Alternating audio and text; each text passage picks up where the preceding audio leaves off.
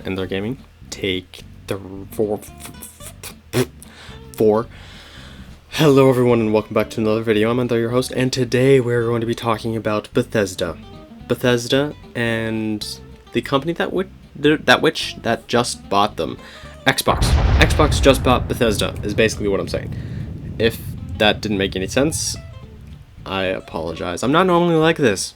I don't normally do rambly style videos, but here I am doing a rambly style video because, I don't know, I like them. They're pretty easy to make overall, so this is my lazy post of the day. Yeah, I admitted it, so you guys can't be mad. Also, if you're new to the channel, like, comment, subscribe.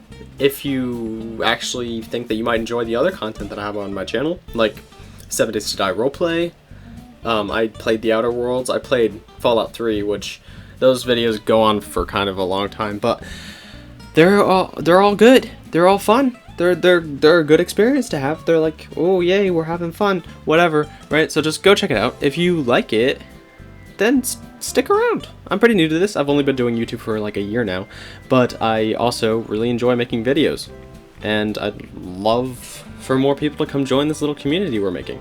Also, I love comments. Comment down below what you think of the whole situation of Bethesda being bought by Microsoft. Now, there has been a lot of talk about Microsoft buying Bethesda because it's the talk of the town now. Talk of the town now, because I mean, it's probably the biggest gaming news of the past like 3 years. It's huge, just humongous news, because Bethesda is now owned by a competent company. It's like, sure, ZeniMax was all that, and I'm pretty sure there's like a bunch of other things, so they're probably still owned by ZeniMax, I think. Did Microsoft buy ZeniMax? Or did they buy Bethesda? Did they buy ZeniMax outright? I don't remember. They might have bought ZeniMax outright. So it might be Microsoft who owns Xbox. Xbox bought ZeniMax, and ZeniMax owns Bethesda. Thus, in turn, Microsoft owns Bethesda. I think that's how it worked out. And I lost my train of thought.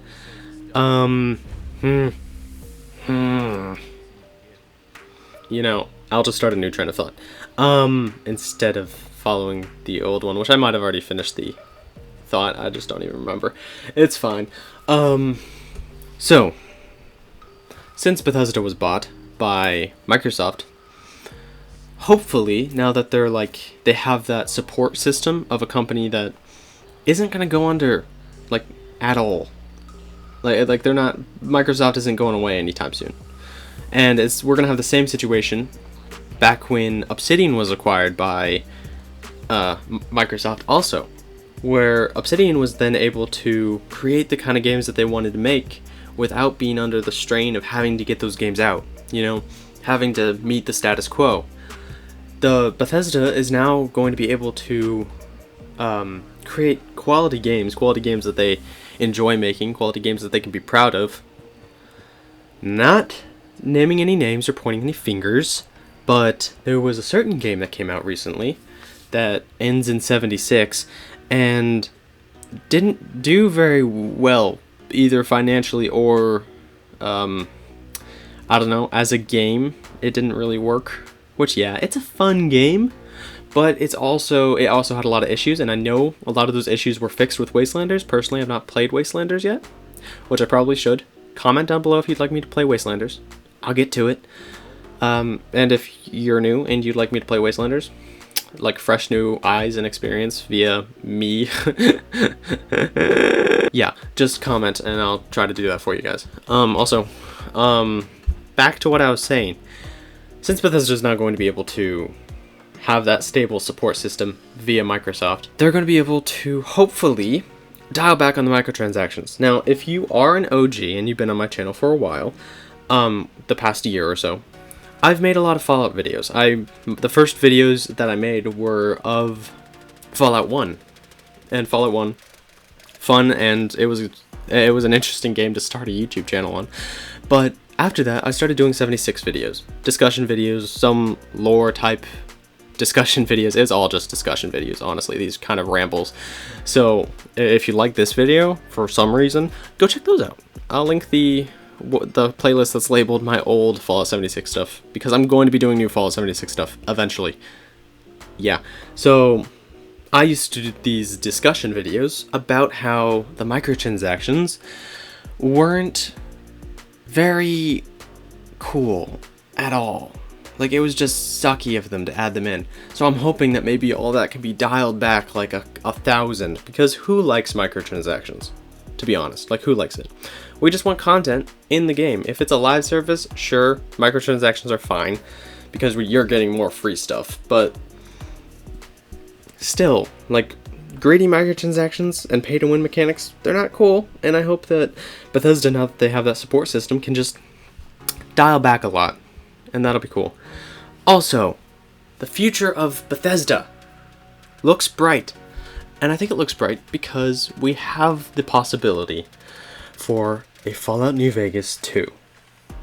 That would be so cool. I don't actually want a Fallout New Vegas 2, although I'd like a sequel set on the West Coast, because that sounds amazing.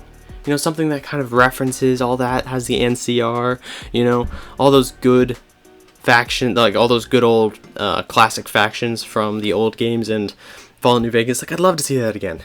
Also, Obsidian, who's owned by Xbox, who owns Bethesda, has certain people working at Obsidian.